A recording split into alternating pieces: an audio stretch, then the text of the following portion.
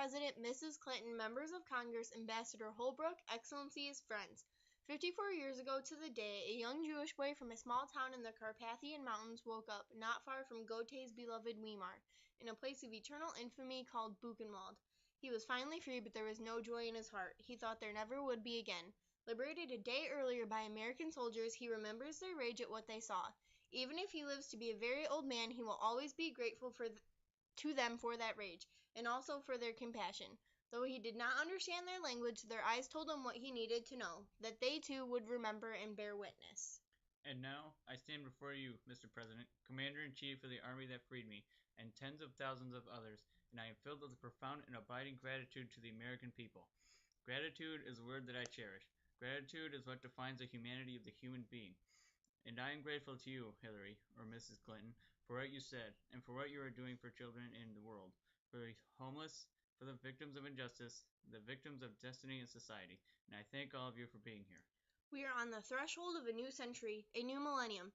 What will the legacy of this vanishing century be? How will it be remembered in the new millennium? Surely it will be judged, and judged severely in both moral and metaphysical terms. These failures have cast a dark shadow over humanity. 2 world wars, countless civil wars, the senseless chain of assassinations, Gandhi, the Kennedys, Martin Luther King, Sadat, Rabin, bloodbaths in Cambodia and Algeria, India and Pakistan, Ireland and Rwanda, Eritrea and Ethiopia, Sarajevo and Kosovo, the inhumanity in the Gulag and the tragedy of Hiroshima, and on a different level, of course, Auschwitz and Treblinka. So much violence, so much indifference. What is indifference? Etymologically, the word means no difference, a strange and unnatural state in which the lines blur between light and darkness, dusk and dawn, crime and punishment, cruelty and compassion, good and evil. What are its courses and inescapable consequences? Is it a philosophy? Is there a philosophy of indifference conceivable? Can one possibly view indifference as a virtue? Is it necessary at times to practice it simply to keep one's sanity, live normally, enjoy a fine meal and a glass of wine as the world around us experiences harrowing upheavals? Of course, indifference can be tempting, more than that seductive. It is so much easier to look away from victims. It is so much easier to avoid such rude interruptions to our work, our dreams, our hopes. It is, after all, awkward, troublesome to be involved with another person's pain and despair. Yet, for the person who is indifferent, his or her neighbor are of no consequence, and therefore their lives are meaningless. Their hidden or even visible anguish is of no interest. Indifference reduces the other to an abstraction. Over there, behind the black gates of Auschwitz, the most tragic of all prisoners were the Muselmänner, as they were called. Wrapped in their torn blankets, they would sit or lie on the ground, staring vacantly into space, unaware of who or where they were, strangers to their surroundings. They no longer felt pain, hunger, thirst. They feared nothing. They felt nothing. They were dead and did not know it. Rooted in our tradition, some of us felt that to be abandoned by humanity then was not the ultimate. We felt that to be abandoned by God was worse than to be punished by him. Better an unjust God than an indifferent one. For us to be ignored by God was a harsher punishment than to be a victim of his anger. Man can live far from God, not outside God. God is wherever we are, even in suffering, even in suffering. In a way, to be indifferent to that suffering is what makes the human being human. Indifference, after all, is more dangerous than anger and hatred. Anger can at times be creative. One writes a great poem, a great symphony. One does something special for the sake of humanity because one is angry at the injustice that one witnesses. But indifference is never creative. Even hatred at times may elicit a response. You fight it, you denounce it, you disarm it. Indifference elicits no response. Indifference is not a response. Indifference is not a beginning, it is an end. And therefore, indifference is always the friend of the enemy, for it benefits the aggressor, never his victim, whose pain is magnified when he or she feels forgotten. The political prisoner in his cell, the hungry children, the homeless refugees, not to respond to their plight, not to relieve their solitude by offering them a spark of hope, is to exile them from human memory, and in denying their humanity we betray our own. Indifference, then, is not only a sin, it is a punishment. And this is one of the most important lessons of this outgoing centuries-wide and raging experiments in good and evil. In the place that I come from, society was composed of 3 simple categories: the killers, the victims, and the bystanders. During the darkest of times, inside the ghettos and death camps, And I'm glad that Mrs. Clinton mentioned that we are now commemorating that event, that period, that we are now in the days of remembrance, but then we felt abandoned, forgotten. All of us did. And our only miserable consolation was that we believed that Auschwitz and Treblinka were closely guarded secrets, that the leaders of the free world did not know what was going on behind those black gates and barbed wire, that they had no knowledge of the war against the Jews, that Hitler's armies and their accomplices waged as a part of the war against the Allies. If they knew, we thought surely those leaders would have moved heaven and earth to intervene. They would have spoken out with great outrage and conviction. They would have bombed the railways leading to Birkenau, just the railways, just once.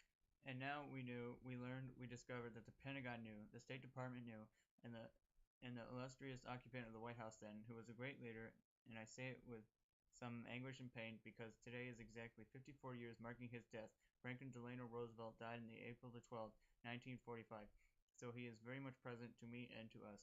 No doubt he was a great leader. He mobilized the American people in the world, going into battle, bringing hundreds and thousands of valiant and brave soldiers in America to fight fascism, to fight dictatorship, to fight Hitler, and so many of the young people fell in battle. And nevertheless, his image in Jewish history, I must say it, his image in Jewish history is flawed. The depressing tale of the St. Louis is a case in point. 60 years ago, its human cargo, nearly 1,000 Jews, was turned back to Nazi Germany, and that happened after the Kristallnacht, after the first state-sponsored pogrom, with hundreds of Jewish shops destroyed, synagogues burned, thousands of people put in concentration camps, and that ship, which was already in the shores of the United States, was sent back. I don't understand. Roosevelt was a good man with a heart. He understood those who needed help. Why didn't he allow those refugees to disembark? 1,000 people in America, the great country, the greatest democracy, the most generous of all new nations in modern history. What happened? I don't understand. Why the indifference on the highest level to the suffering of the victims? But then there were human beings who were sensitive to our tragedy. Those non-Jews, those Christians that we call the righteous Gentiles, whose selfless acts of heroism saved the honor of their faith. Why were they so few? Why was there a greater effort to save SS murderers after the war than to save their victims during the war? Why did some of America's largest corporations continue to do business with Hitler's Germany until 1942? It has been suggested, and it was documented, that the Wehrmacht could not have conducted its invasion of France without oil obtained from American sources.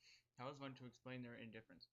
And yet, my friends, good things have also happened in this traumatic century. The defeat of Nazism, the collapse of communism, the rebirth of Israel on its ancestral soil, the demise of apartheid, Israel's peace treaty with Egypt, the peace accord in Ireland, and let us remember the meeting filled with drama and emotion between Rabin and Arafat that you, Mr. President, convened in this very place. I was here, and I will never forget it.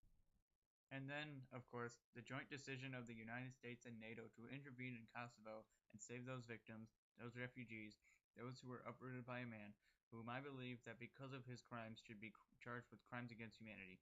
But this time, the world was not silent. This time, we do respond.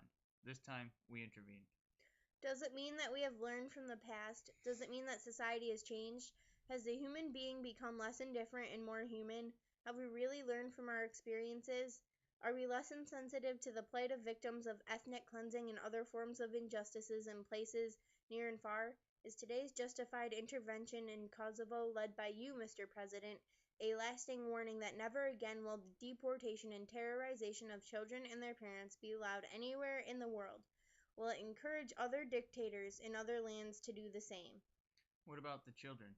Oh, we see them on television, we read about them in the papers, and we do so with a broken heart. Their fate is always the most tragic, inevitably.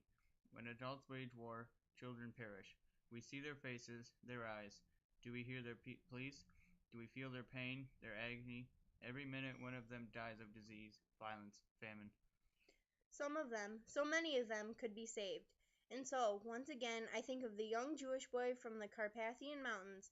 He has accompanied the old man I have become throughout these years of quest and struggle, and together we walk towards the new millennium, carried by profound fear and extraordinary hope.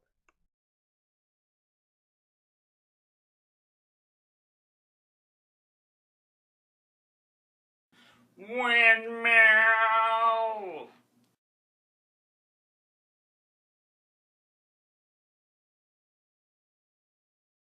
They feel so glorious.